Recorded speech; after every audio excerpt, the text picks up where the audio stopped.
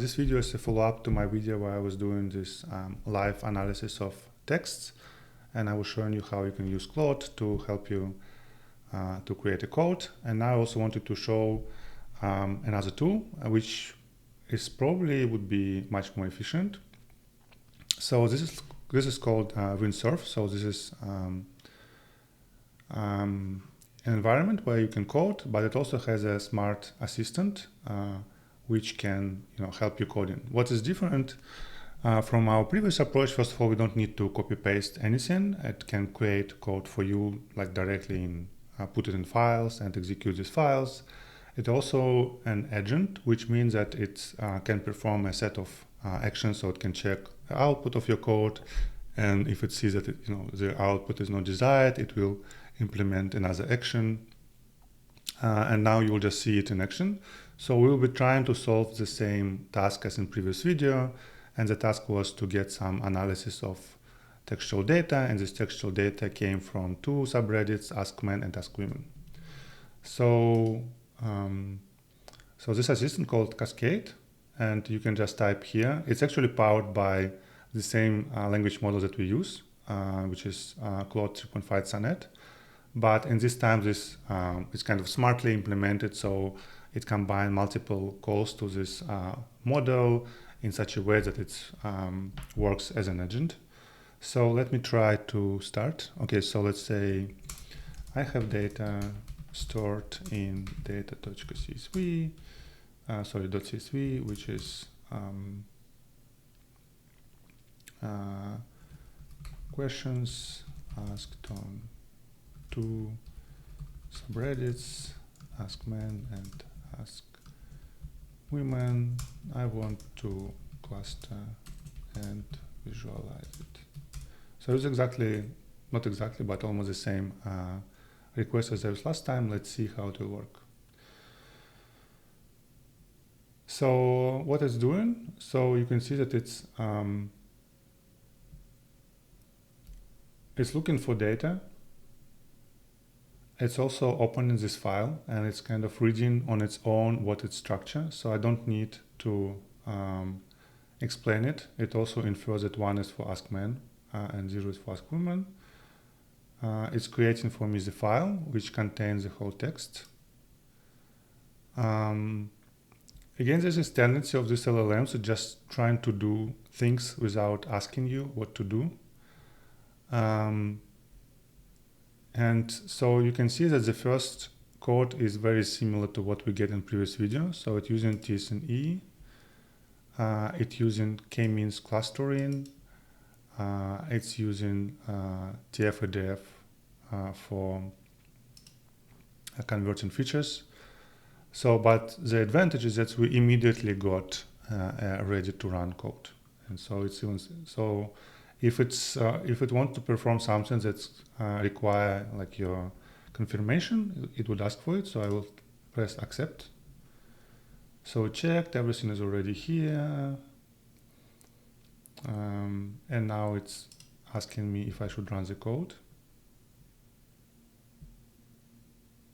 So I'm running it. Yeah, I should have started timer.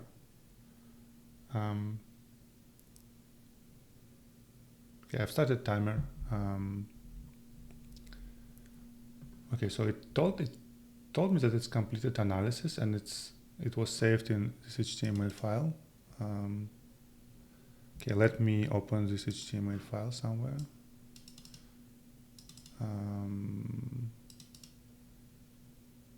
Okay, so we see the same. Okay, it's immediately created me like HTML visualization, which showing me results of this analysis. But because it uses not the best analytical approach, it's the same kind of not really nice visualization.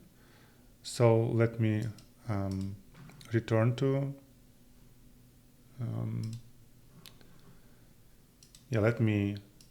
But you see how fast it was, right? So I did almost nothing. Let me now tell it,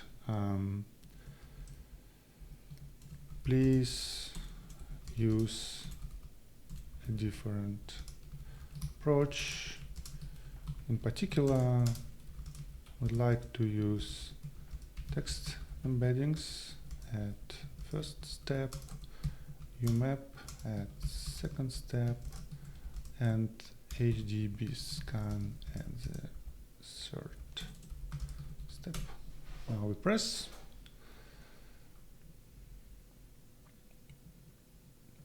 And it's doing everything. So it's also like ensuring that all libraries are installed. So it's actually creating a code better than I do. So I don't use this kind of requirements txt when I'm coding because I'm too lazy, but it's a good practice.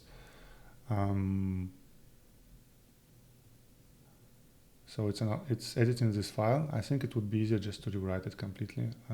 Maybe that's what it's doing. So it can also edit your code, so it doesn't need to redo everything. So you can fix bugs in your code and it will just edit your file. So notice that now I'm not only not typing any code, I'm just pressing, accept.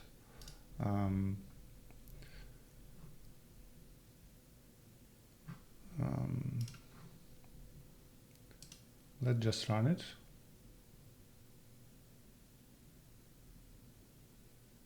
So there was some error, but now instead of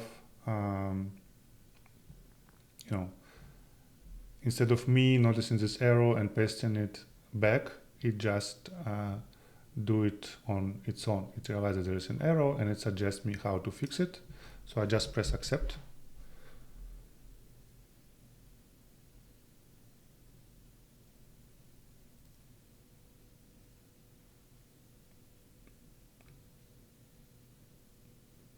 Again, accept.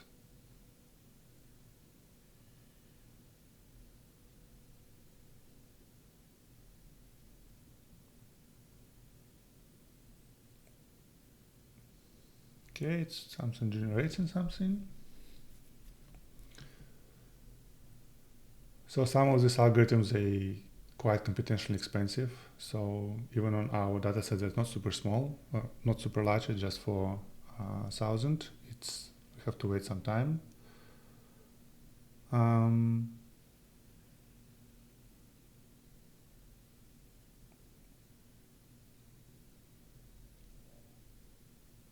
So yeah, so it has found again, like its first attempt, there was cluster with just 2 clusters. It now reported to me because it now also has access directly to the output of a program. So it's much different from the first run. So I will tell you, I think that just 2 clusters is a bit too little. Maybe we should change parameters of HDB.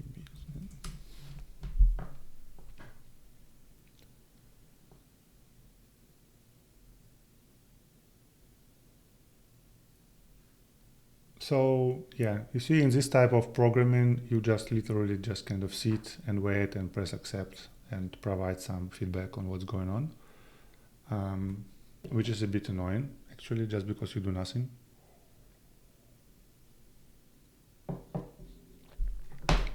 I guess at one point in time when we have enough computational resources, that would be done like almost immediately. I guess like, in a couple of years, the speed of this should be improved.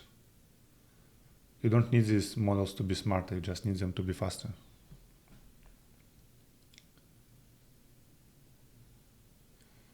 Yeah, so the problem is that this was computationally expensive step. So now when we rerun it, one thing that's wrong with models, they try to do too much. Like it also was adjusting UMap parameters. I didn't ask it to adjust these UMap parameters. And I've also noticed when I was using this type of workflows that they're just trying to do too much. Like you ask them to implement one feature and they just decide that they know better and they also implement something else. That can be really annoying. Yeah, but now I'm just accepting things. I have to wait again. Hop, hop, hop. It's computed. So since I started recording time, 6 minutes passed, which is, I think we spent a bit more than that, but okay, now it has 12 clusters.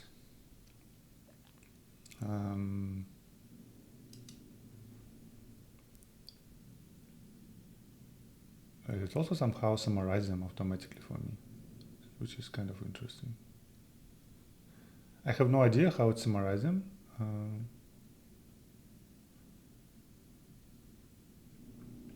But it's interesting. Yeah.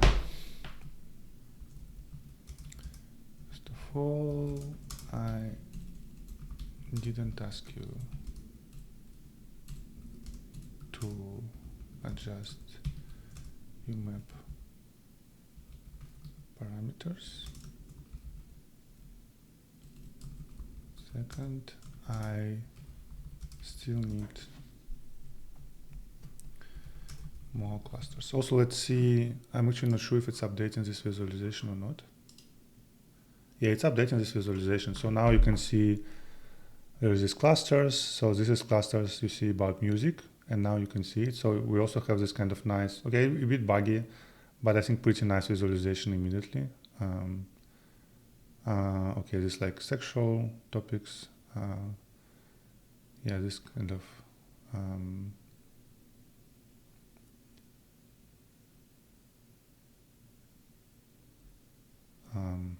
yeah, some of these topics, I hope you didn't have time to read everything, because I think some of them were quite sensitive.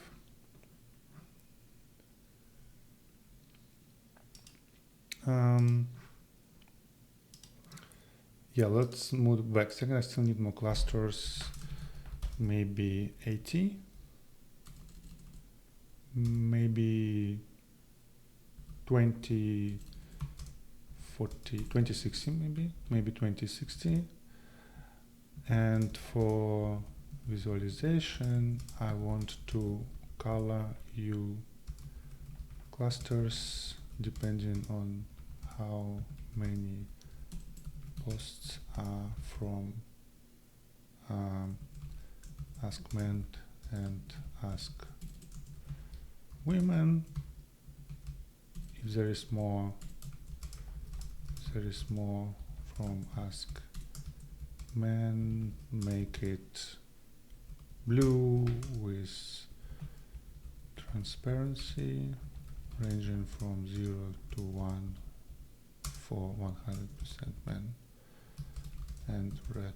Okay, so I'm just writing also instruction for visualization. Let's apologize for adjusting my parameters without being asked.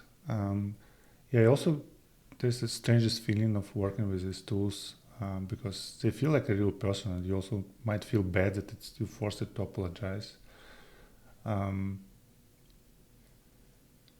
Yeah, let's wait a bit. So now we are around 10 minutes, but we also achieved much more. So we actually, I think before timing was a bit like I was cheating, because I kind of knew what I was doing and I used this knowledge. But now, because I'm mostly just accepting things, this is much more fair timing. So I think we'll complete this analysis in less than 20 minutes.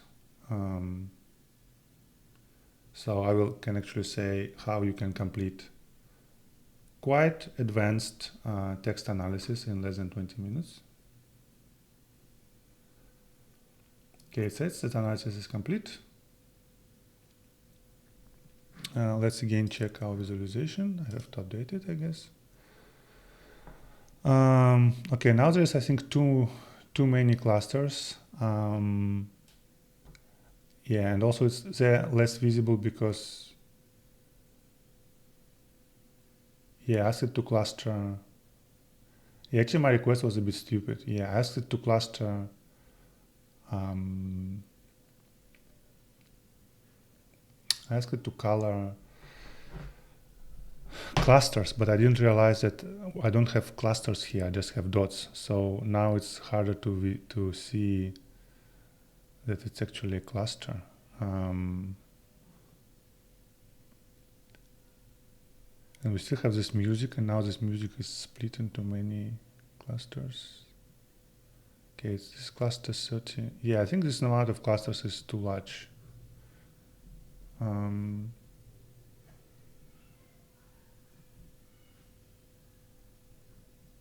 Yeah, I have now 1,000 clusters. That's too much.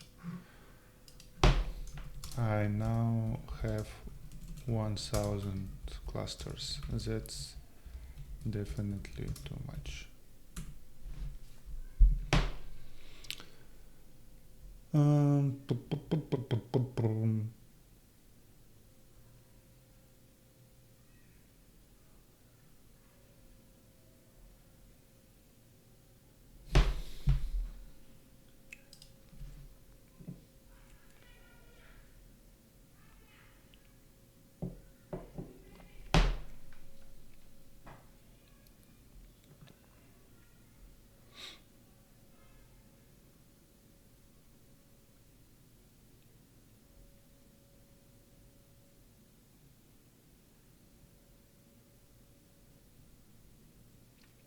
Okay, it's saying me much better. We now have 29 clusters. Let's see our visualization again. Hop. Okay, so most of these things were unclassified. They're kind of the same large cluster, but we now have separate clusters. So we can see this kind of man-focused cluster, which is about movies again. So this was our movie cluster. So we can see it. We can see what's posted there. This is cluster that questions was asked about. Yeah, this again about periods, and it was asked for women who asked this question. And you have some other clusters. There's also clusters that's kind of with ask men ratio 0.44. So these questions are asked the same amount of time. Women and men asked the same amount of time of this. Yeah, it also gives me top words that I used in this cluster, like text, eat, girl, guy, would. What this cluster is about? Yeah, it's about texting, flirting, text. Yeah, it's about text messages.